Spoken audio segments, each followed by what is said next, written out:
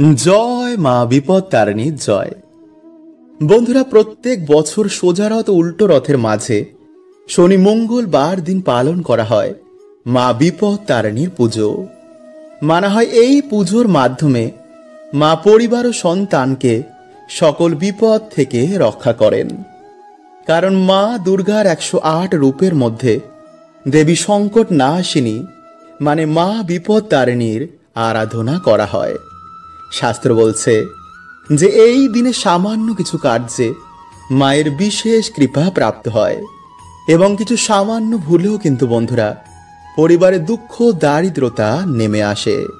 তাই এই দিনে দেবী মাকে 13 রকমের ফল, 13 ধরনের মিষ্টি ও 13 ধরনের ফুল নিবেদন করার প্রথা রয়েছে। এবং যারা এই দিনে ব্রত রাখছেন তাদের 13টি লুচি ও 13 ধরনের ফল খেয়ে এই ব্রত ভঙ্গ করার প্রথা রয়েছে। মানা হয় যে এই দিনে লাল সুতো মাকে নিবেদন করে তাতে দূর্বা সহকারে 13টি গিট বেঁধে হাতে বা কবজিতে বাঁধলে মা সকল বিপদ থেকে সন্তানদের রক্ষা করেন। তাই চলুন বন্ধুরা, এবার আমরা জেনে নিই যে শনি মঙ্গলবার আপনারা কি করবেন, কোন কার্য আপনারা করবেন না, কি খাবেন এবং কোন খাবার আপনারা খাবেন না। তাই পুরো ভিডিওটা দেখতে কিন্তু বন্ধুরা আপনারা একদম ভুলবেন না। এবং ভিডিওটি বন্ধুরা আপনারা একটি লাইক করে কমেন্টে আপনারা বলুন জয় মা অন্নপূর্ণার জয়। নাম্বার 1, বন্ধুরা এই দিনে সকালে ঘুম থেকে উঠে বিছানা বসে মা অন্নপূর্ণাকে স্মরণ করে মাকে প্রণাম করে তাকে ধন্যবাদ দিয়ে দিনটি শুরু করুন এবং মাকে বলুন যে মা, তুমি সারা বছর তোমার এই সন্তানের বাড়িতে এইভাবেই কৃপা করো, যেন সারা বছর আমাদের বাড়িতে কখনো অর্থ, অন্ন এবং বস্ত্রের অভাব না হয়। সারা বছর যেন আমাদের বাড়িতে সুখ শান্তি বিরাজ করে। নাম্বার 2, বন্ধুরা এই দিনে আপনারা বাড়িতে সকালে বা সন্ধেবেলায় মায়ের পুজো অর্চনা করতে কিন্তু একদম ভুলবেন না। কিছু না হলেও সামান্য ফুল ফল দিয়েও কিন্তু আপনারা মাকে ভোগ দিয়ে মায়ের পুজো অর্চনা করুন।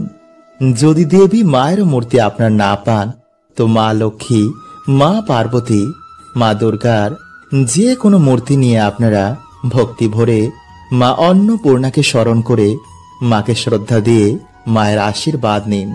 এছাড়া বন্ধুরা এই দিন একটি লাল জবা ফুলের মধ্যে কিছুটা লাল চন্দন লাগিয়ে মা দুর্গা, মা কালী বা মা অন্নপূর্ণার যে কোনো মন্দিরে গিয়ে এটি দান করে নিজের মনের ইচ্ছা বললে মা অবশ্যই শোনেন।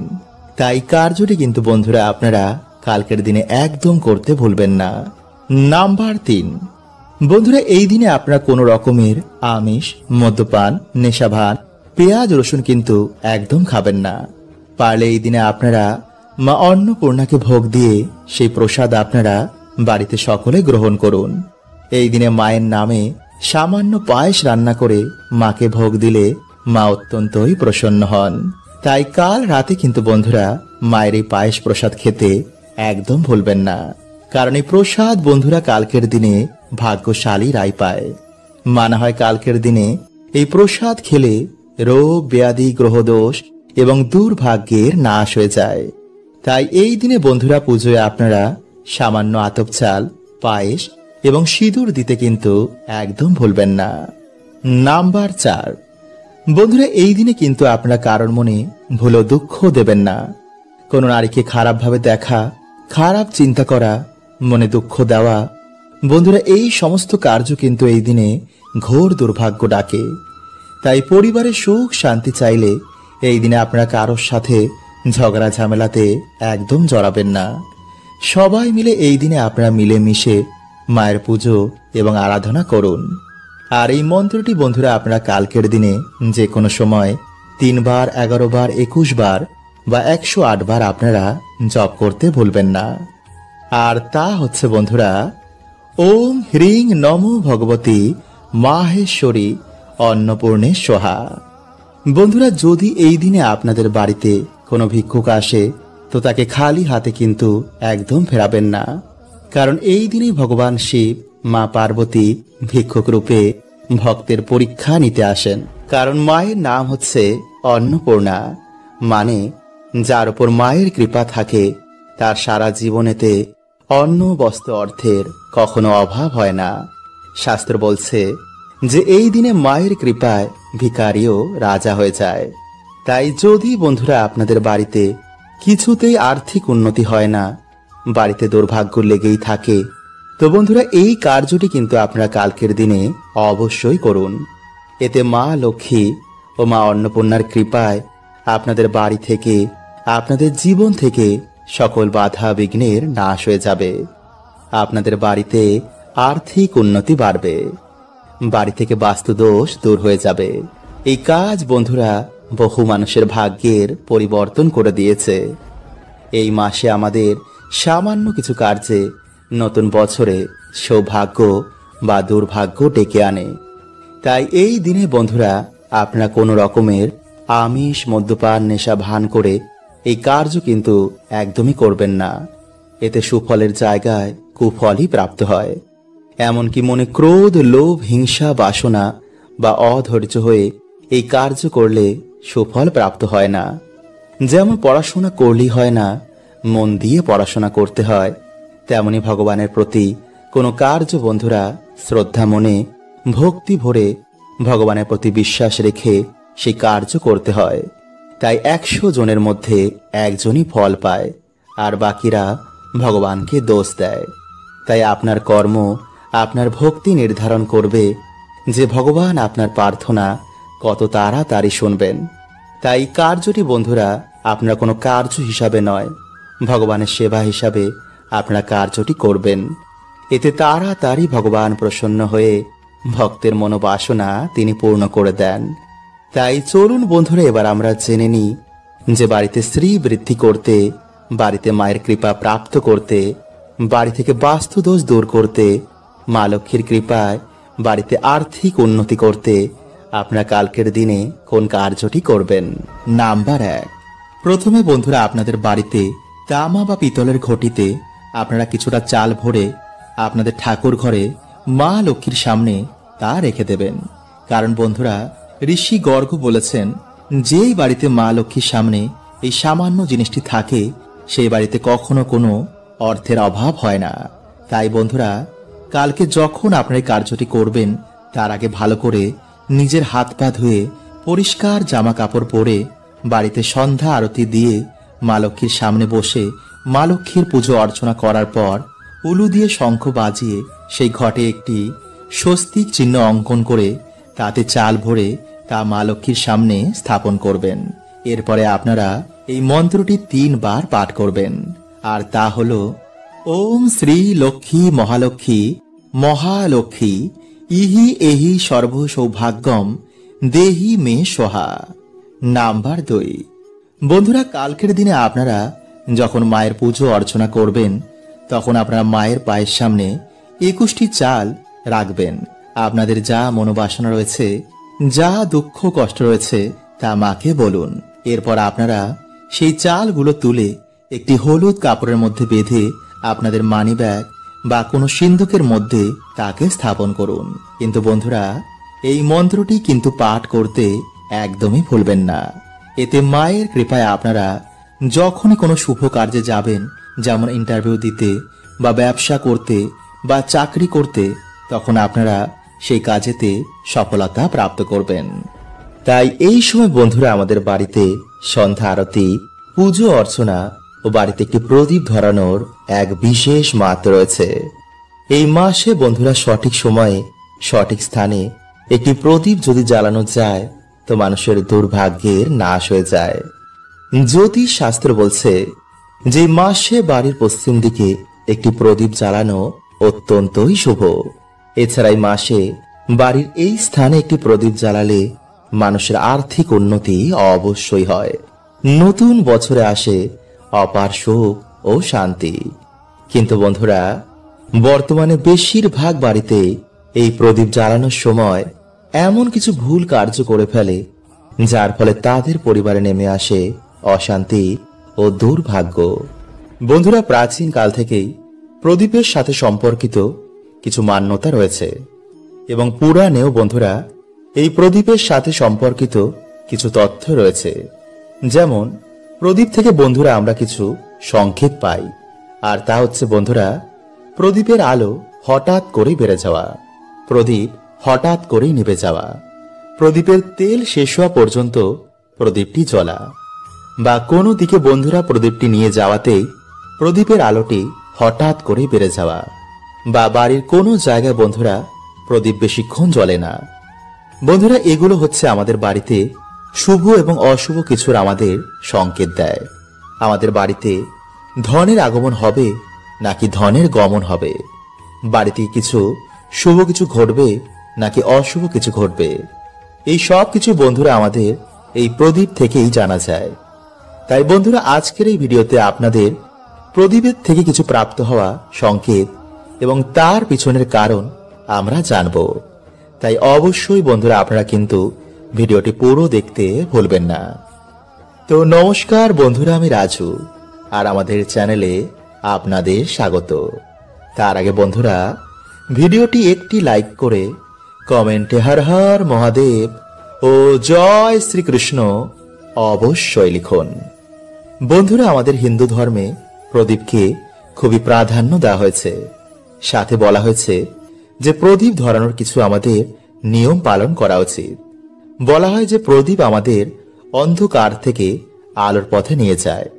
প্রদীপ আমাদের বাড়ি থেকে দুঃখ দরিদ্রতা দূর করে। কিন্তু বন্ধুরা মানুষ এগুলো না জেনে প্রদীপ ধরানোর সময় কিছু এমন ভুল করে ফেলে যার জন্য বন্ধুরা তারা কিন্তু এর সুফল পায় না। তাই বন্ধুরা যদি আপনারা ঠিক মতন বাড়িতে প্রদীপ ধরান তো বন্ধুরা এতে আমাদের সৌভাগ্যের উদয় হয়, পরিবারে সুখ শান্তি বজায় থাকে। তাই বন্ধুরা যদি আপনাদের বাড়িতে কোনো নেগেটিভ ঊর্জা থাকে তাও বন্ধুরা এতে কিন্তু নাশ হয়ে যায়। তাই চলুন বন্ধুরা এবার আমরা জেনে নিই যে প্রদীপ ধরানোর কিছু গুরুত্বপূর্ণ নিয়ম এবং প্রদীপ থেকে প্রাপ্ত হওয়া কিছু শুভ এবং অশুভ সংকেত। নাম্বার 1, বন্ধুরা প্রদীপ ধরানোর সব থেকে শুভ সময় হচ্ছে ভোর 5টা থেকে সকাল 10টা এবং বিকেল 5টা থেকে সন্ধ্যে 7টার মধ্যে। সন্ধ্যেবেলায় বন্ধুরা তুলসী গাছের গোড়ায় এবং বাড়িতে বন্ধুরা একটি যদি প্রদীপ ধরানো যায় তো বন্ধুরা এতে কিন্তু মানুষের দুর্ভাগ্যে নাশ হয়। যখন বন্ধুরা প্রদীপের আলো ঠাকুরের মূর্তিতে ঠেকে প্রতিফলিত হয়ে আমাদের শরীরে এসে পড়ে তখন বন্ধুরা সেই তেজ আমাদের দুর্ভাগ্যে নাশ করে দেয়। সাথে বাড়িতে এবং শরীরের বিভিন্ন জীবাণু এতে নাশ হয়ে যায়। নাম্বার 2, বন্ধুরা বাড়িতে আপনারা কখনোই কিন্তু ভাঙা প্রদীপ জ্বালাবেন না। যখন আপনারা মনোবাসনা বলবেন তখন অবশ্যই বন্ধুরা আপনারা কিন্তু তেলের প্রদীপই ভগবানকে অর্পণ করবেন। এবং একটি জিনিস বন্ধুরা আপনারা খেয়াল রাখবেন যেন পুজো করার সময় কখনোই আপনাদের প্রদীপটি নিভে না যায়।